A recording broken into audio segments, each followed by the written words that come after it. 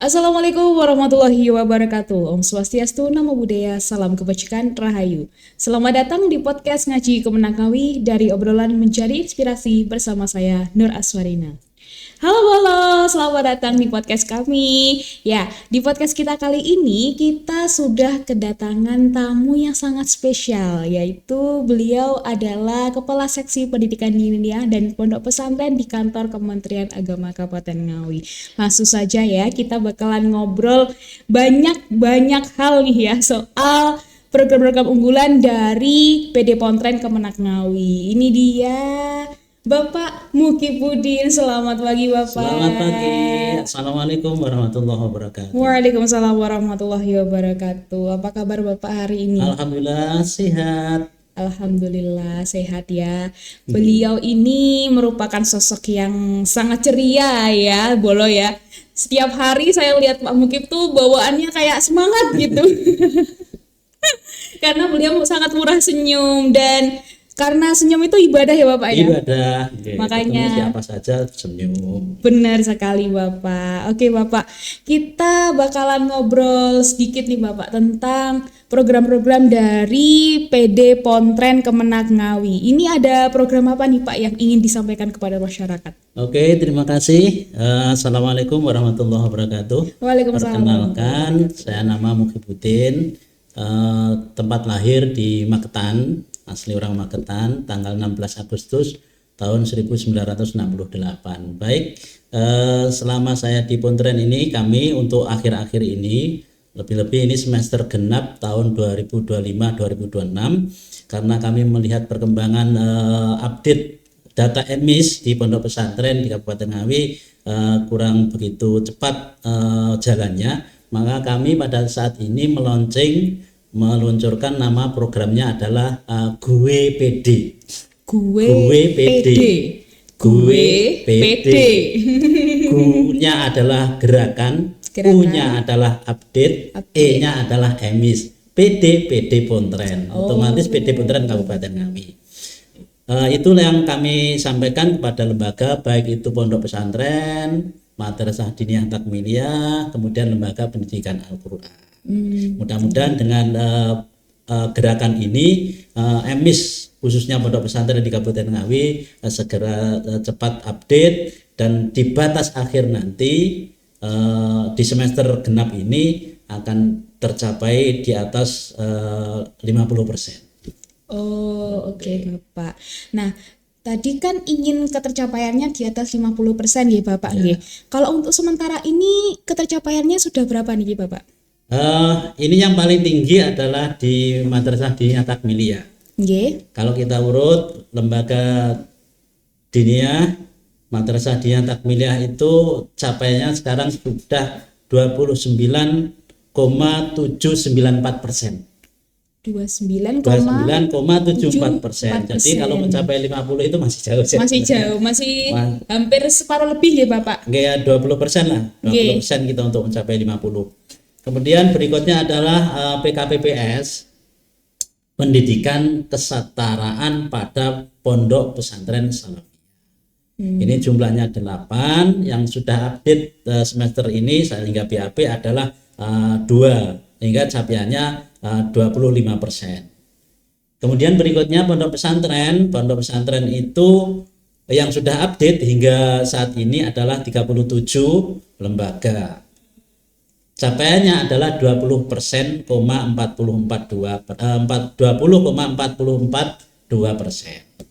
Yang paling rendah capaiannya di Kabupaten Ngawi, ini adalah lembaga pendidikan Al-Quran. Ini baru 22 lembaga, 1,392%. Kenapa demikian? Karena lembaga pendidikan Al-Quran di Kabupaten Ngawi cukup banyak.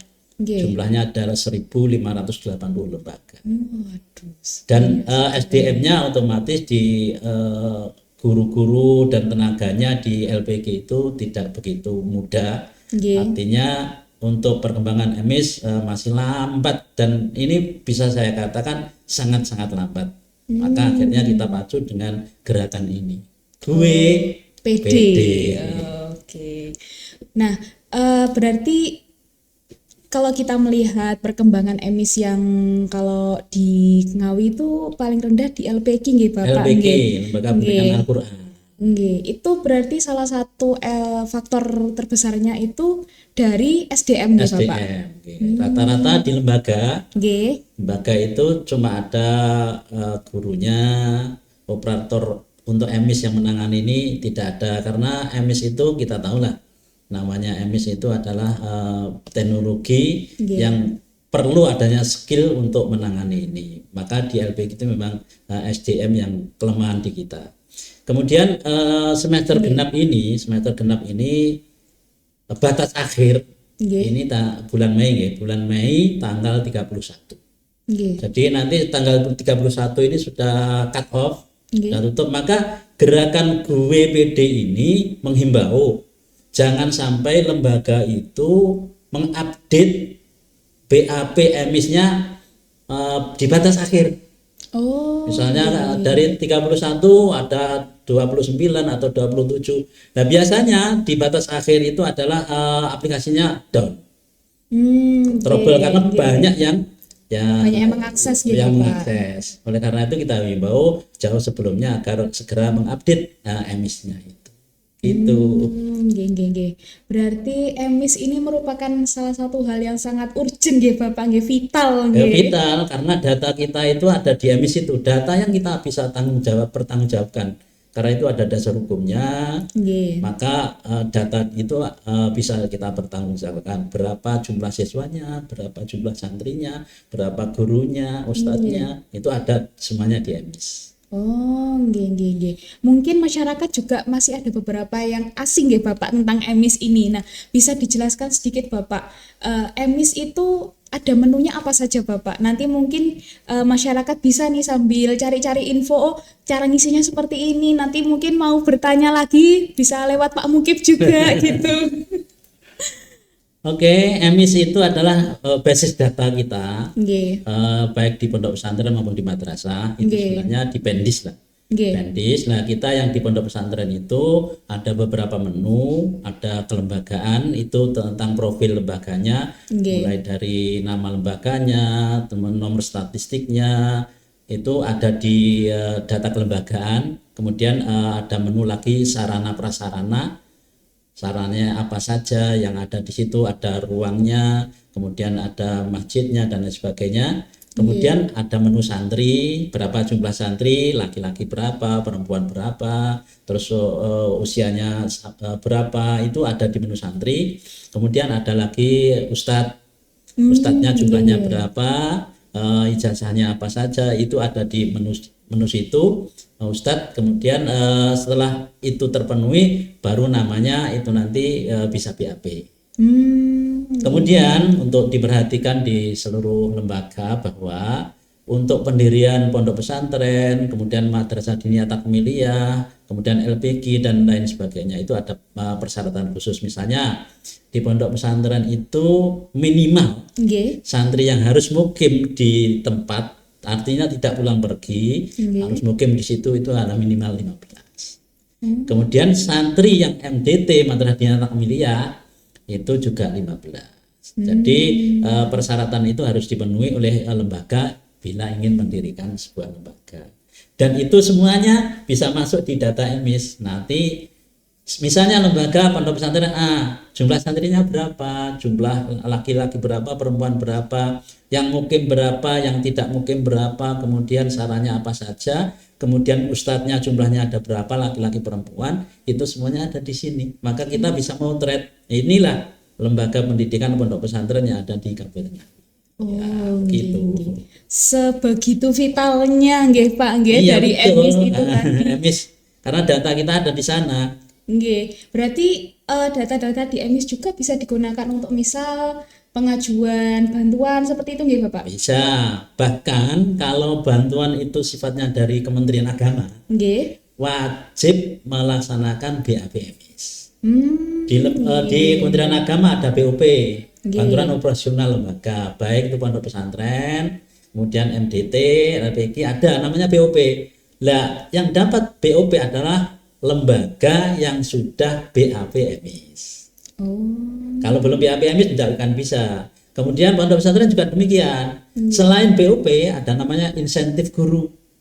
Jadi gurunya itu dapat insentif meskipun tidak besar lah. Tapi itu usaha dari Kementerian Agama untuk membantu menghargai terhadap ustadz dan ustadzah. Insentif itu siapa saja yang sudah masuk di EMIS, terdata di EMIS itu, kemudian dia lembaganya sudah BAP. Bagi ustadz-ustadz yang tidak masuk di EMIS, ya tidak dapat. Ini yang internal Kementerian Agama. Kemudian untuk MDT Madrasah Diniyah Takmiliyah, ini ada namanya Bosda Madin dari Provinsi Jawa Timur dan sharing dengan Kabupaten Jambi. Ada Provinsi Jawa Timur dan sharing. Nah, ini disyaratkan juga harus sudah masuk EMIS dan BAP. Kalau tidak itu maka tidak akan diberikan bantuan. Ini yang eksternal. Jadi EMIS ini bisa kita gunakan untuk mengajukan bantuan seperti itu sebagai syarat. Ini syarat wajib. Jadi syarat wajib untuk mendapat bantuan. Waduh. Nah, karena kevitalan EMIS ini tadi nggih Pak nggih.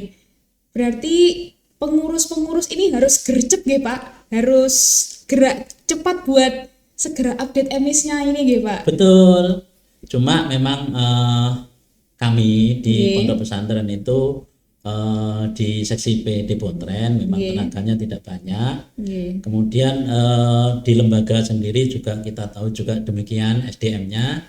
Maka memang kedepannya kita berharap kedepannya setiap lembaga itu punya operator yang cukup mumpuni, punya skill bisa mengerjakan EMIS ini. Jadi begitu masuk tahun ajaran baru, masuk semester berikutnya, maka EMIS itu segera terdata dengan rapi, segera diupdate dan segera masuk data ke kita. Maka kita tidak akan kerepotan apabila dimintai data dari lembaga lain atau dari instansi lain atau dari Kementerian Agama itu sendiri. Itu. Baik Bapak. Nah, mungkin ada pengurus-pengurus pesantren yang melihat podcast kita ataupun pengurus-pengurus Madin lalu LPG nggih Bapak nggih. LPG. Nah, nggih, yang ingin mungkin bertanya lebih jauh soal ini bisa menghubungi siapa Bapak kalau di PD Pontren? Di PD Pontren sebenarnya siap, tapi untuk EMIS ini kita floating ke Cakmat. Oh, Pak Mat. Tapi Mas Brian juga bisa. Kemudian saya sendiri juga bisa membantu. Jadi ada 3 orang ini tim yang bisa membantu terhadap EMIS. Secara teknis biasanya lewat WA. Kalau lewat WA nggak bisa, silahkan hadir ke kantor Kementerian Agama Kabupaten Ngawi. Karena ini tidak bisa kita bantu langsung lewat WA saja, karena harus kita praktekkan. Yang tidak bisa menyelesaikan lewat WA, ya silahkan datang ke kantor kapan saja, jam kerja otomatis tentunya. Otomatis tentunya jam kerja. Nah, buat masyarakat nih ya, yang terutama pengurus pondok pesantren, pengurus LPG dan pengurus MDT nggih Bapak nggih.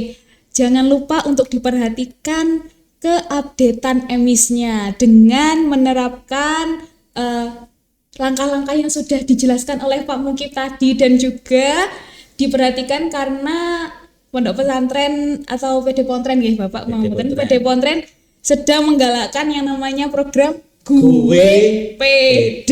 Makanya harus PD untuk update EMIS-nya.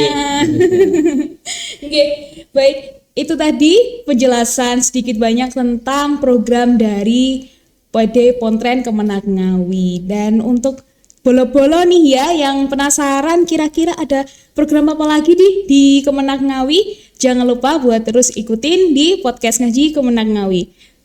Salam dari kita, wassalamualaikum warahmatullahi wabarakatuh.